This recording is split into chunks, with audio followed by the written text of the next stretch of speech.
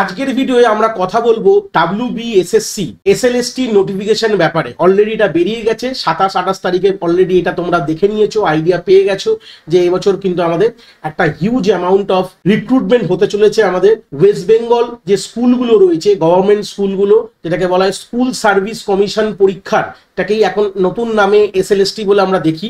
তো সেই রেসপেক্টেই আমরা এই কথা বলবো এই ভিডিওতে। কিন্তু মেনলি যে আমার ফোকাস হবে কিন্তু কম্পিউটার সায়েন্স এবং কম্পিউটার অ্যাপ্লিকেশন, যে দুটো সাবজেক্টকে কেন্দ্র করে কিন্তু আমি এই ভিডিওয়ে কথা বলবো। অলরেডি তোমরা জানো যে আমাদের ওয়েস্ট বেঙ্গল স্কুলে কম্পিউটার সায়েন্সের যে ভ্যাকেন্সিগুলো বলতে পারো, কম্পিউটার সায়েন্স বা অ্যাপ্লিকেশন, সেটা কিন্তু আমাদের ক্লাস 11 এবং 12-এর জন্য কিন্তু মেনলি বেরিয়েছে।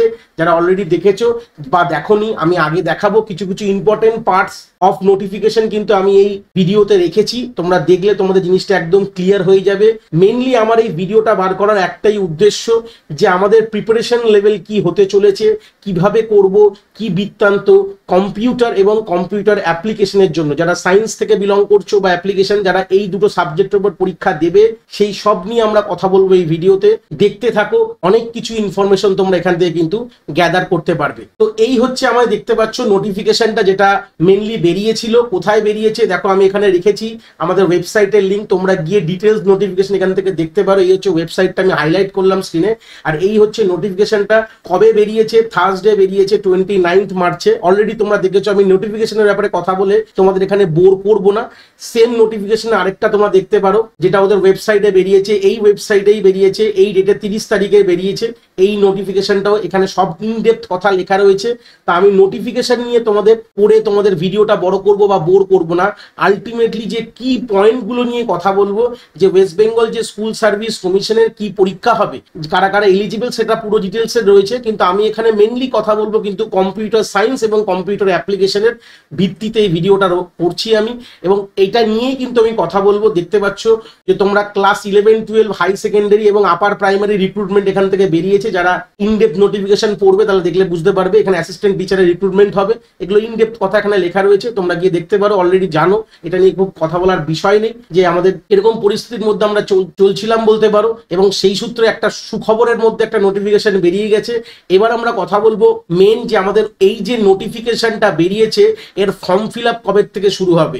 যারা 9-10 এবং সেকেন্ডারি বলতে পারো, বা 11-12 হাই সেকেন্ডারি বলতে পারো, বা আপার প্রাইমারি, সবারই কিন্তু এই যে ডেটগুলো দেখতে পাচ্ছ যে 16 জুন থেকে খোলা হবে এবং ক্লোজ হবে কিন্তু 14 জুলাইতে গিয়ে।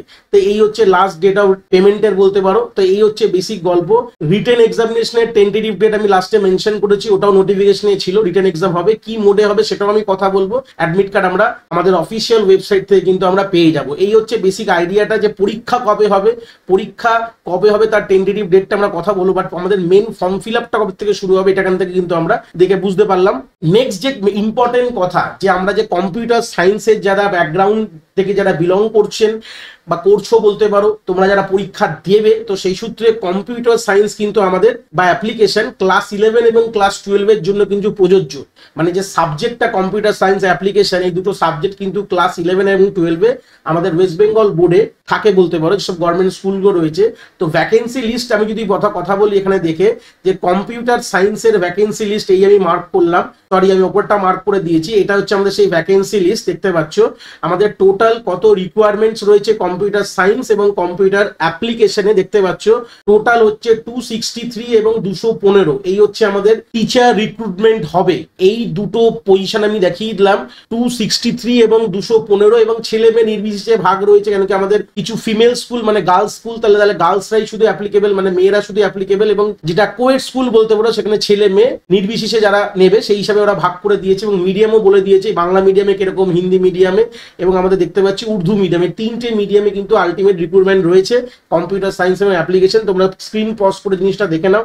ভ্যাকেন্সি কিন্তু খুবই ভালো রয়েছে, দেখে বুঝতে পারছো। 263 এবং 215 দেখতে পাচ্ছ অবভিয়াসলি। তো নেক্সট আমরা কথা বলবো যে আমাদের যে ফিসটা কত পয়সা দিতে হবে অ্যাপ্লিকেশনের জন্য। দেখতে পাচ্ছ ক্লাস 9-10 এবং 11-12। তো আমরা মেনলি ডিল করবো ক্লাস 11-12 নিয়ে। যারা জেনারেল ওবিসিদের জন্য 500 টাকা, এবং আদার্স যারা রয়েছে ST SC PH যারা ক্যান্ডিডেট, তাদের জন্য কিন্তু 200 টাকা লাগবে। এবার মেন প্রশ্ন আমাদের রয়ে যাবে, এখনো পুরো জিনিসটা ক্লিয়ার না, বাট আমি একটা প্রেডিক্ট করতে পারি। এই যে পার্টটা দেখতে পাচ্ছ নোটিফিকেশন থেকে আমি কেটে এখানে রেখেছি, 8 নম্বর পয়েন্টে যে নোটিফিকেশন দেখালাম সেই নোটিফিকেশনের পেজ নাম্বারে কোন একটি পেজ নাম্বারে 8 নম্বর পয়েন্টে ছিল যে পরীক্ষাটা কিভাবে হবে, হয় বলছে ওএমআর শিটে বা আমাদের answer sheet of a written examination. তো এখানে গল্পটা ওএমআর শিটটাকে বেশি পরে এমফাসাইজ করেছে। দেখো এখানে তলায় রয়েছে যে ওএমআর শিটের ব্যাপারে কিন্তু অনেক রকম কথা রয়েছে, যে এরার বা মিস্টেক হয়ে গেলে কিভাবে কি করতে হবে, এবং একটা কারেক্ট অপশনে 1 নাম্বার থাকবে এবং 4টে অপশন থাকবে। তো এখানে অনেকগুলো কথা ওএমআর এর ব্যাপারে কিন্তু খুব ভালো করে বলেছে।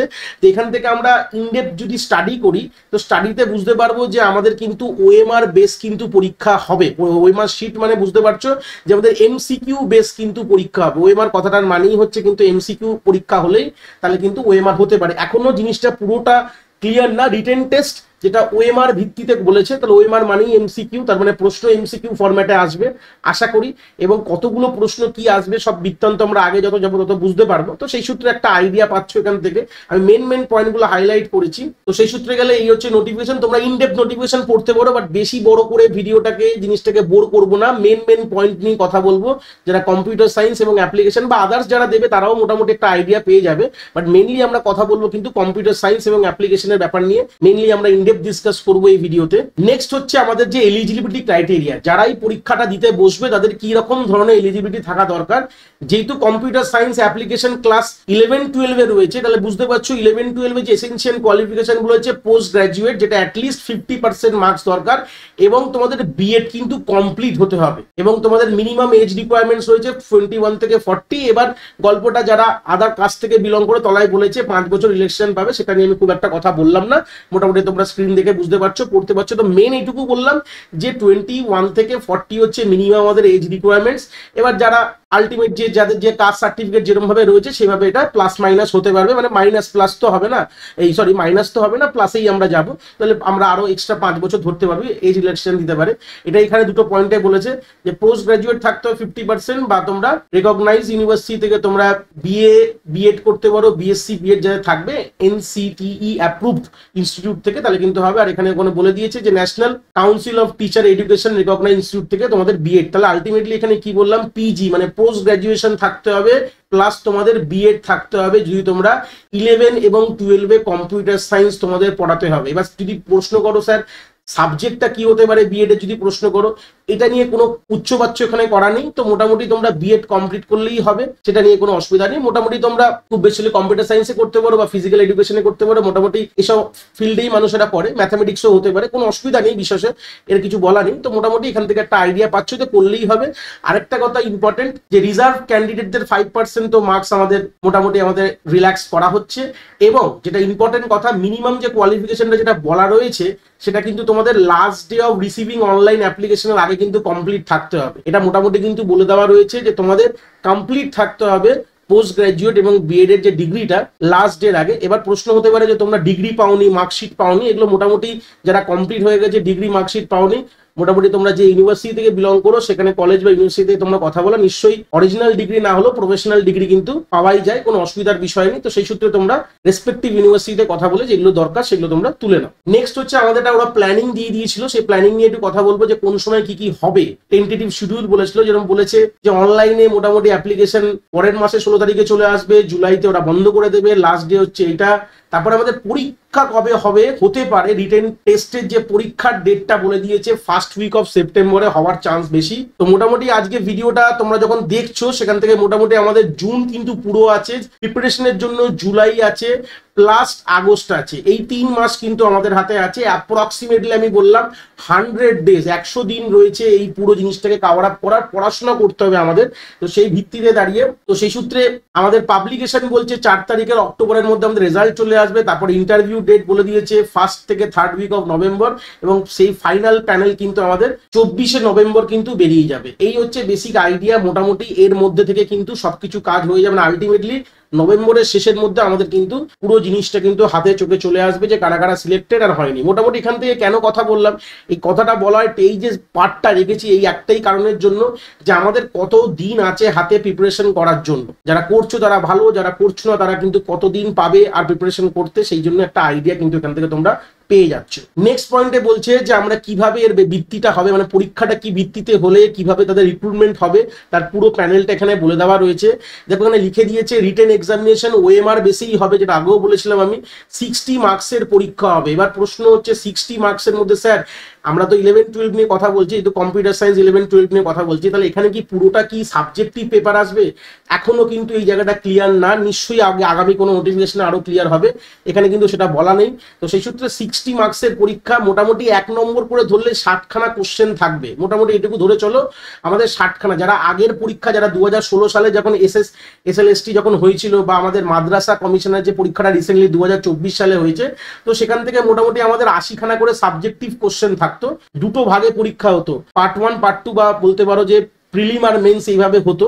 তো সেই সূত্রে এখানকার যে নোটিফিকেশনটা দেখলাম সেখানে আমাদের 60 নম্বরের পরীক্ষা হবে, রিটেন পরীক্ষা। এবার কি হবে ইনডেপথ এগুলো পুরো ক্লিয়ার নেই, হয়তো আগামী কোনো নোটিফিকেশনে ক্লিয়ার করবে। আর তারপর নেক্সট ফার্স্ট এটা তো হয়ে গেল, সেকেন্ড হবে একাডেমিক্স কোয়ালিফিকেশন, যেখানে তোমাকে 10 নম্বর হোল্ড করছে। সেখানে কিভাবে হোল্ড করবে, তোমার পার্সেন্টেজের উপর, তুমি যে পার্সেন্টেজ পোস্ট গ্রাজুয়েশনে পেয়েছো সেই পার্সেন্টেজের উপরে কিন্তু মেনলি এটা 10 নম্বরটা পাবে। যারা 60% অ্যাবভ পাচ্ছ তারা 10 নম্বর পাবে, 50 থেকে 60-র মধ্যে যারা পেয়েছো তারা 8 নম্বর পাবে, আর বিলো 50% যারা পেয়েছো তারা 6 নম্বর পাবে। এইভাবে মার্কসটা তোমরা পাবে। তাহলে মোটামুটি 60 হয়ে গেল, আর 10 নম্বর তোমাদের এই একাডেমিক্স থেকে চলে আসছে, ইজি হয়ে গেল। আর 10 নম্বর তোমার হবে প্রায়র টিচিং থেকে। বাট এটা বড় ইম্পর্টেন্ট কথা, যে কোনো স্কুলে পড়ালে হবে না, সেকেন্ডারি লেভেল গভর্নমেন্ট বা গভর্নমেন্ট এডেড স্কুল বা গভর্নমেন্ট স্পন্সর স্কুল এরকম স্কুলে পড়তে হবে। প্রাইভেট স্কুলে কাজ করলে কিন্তু এই 10 নম্বর পাবে না, যা এখানে বলা রয়েছে, যেটুকু আমি পড়ে বুঝলাম সেই সুযোগটা রয়েছে।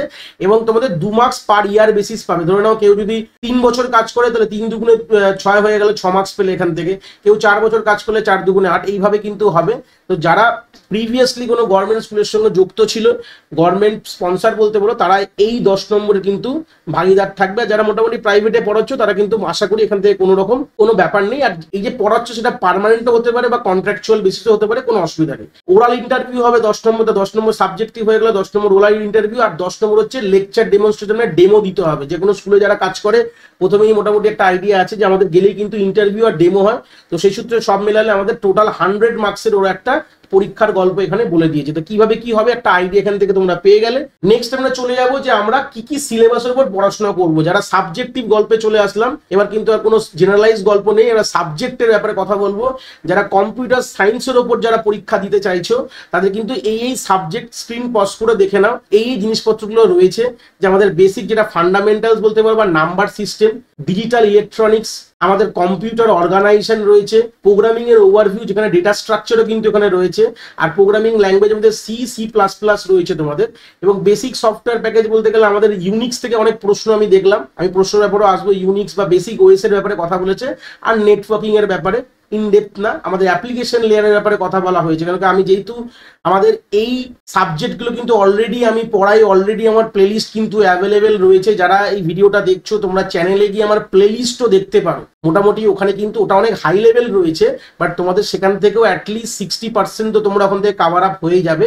তো সেই সূত্রে তোমরা একটা আইডিয়া এখান থেকে পেয়ে যাবে যে আমি কিন্তু এই সাবজেক্টগুলো অলরেডি পড়াচ্ছি, আমাদের প্লেলিস্টে রয়েছে। একটা আইডিয়া কিন্তু পেয়ে যাবে কাকে কি বলে, কি বৃত্তান্ত। এটা হয়ে গেল কিন্তু আমরা যারা কম্পিউটার সায়েন্সের জন্য যারা পরীক্ষা দিতে বসবে তাদের কথাই আমি বললাম।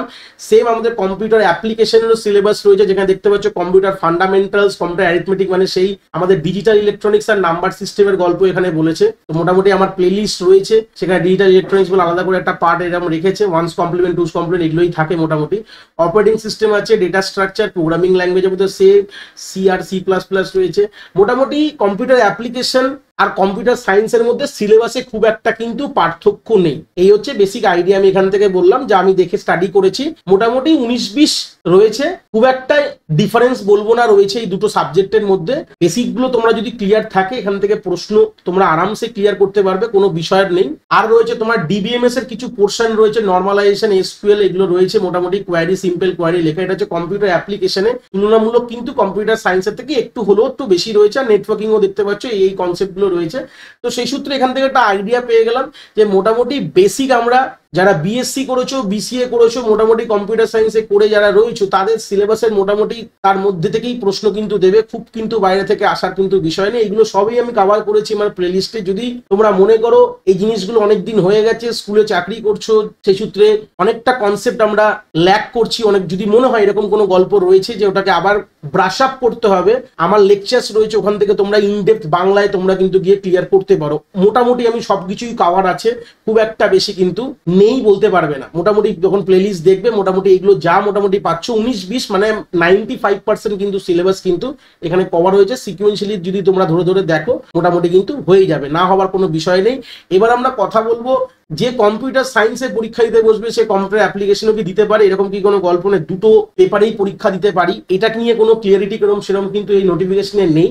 আগামীতে নিশ্চয়ই কোনো নোটিফিকেশন আসলে আমরা ইনডেপথ জিনিসটাকে আমরা বুঝতে পারবো। তো সেই সূত্রে আমরা এবার চলে গেলাম আমাদের পরের অধ্যায়, যেখানে আমাদের প্ল্যান কি করা দরকার এই পরীক্ষাটা ক্র্যাক করবো যারা কম্পিউটার সায়েন্স এবং কম্পিউটার অ্যাপ্লিকেশন, তাদের দুজনের দুটো সাবজেক্টের জন্যই কিন্তু আমি একটা প্ল্যানিং এখানে আমি নিয়ে এসেছি।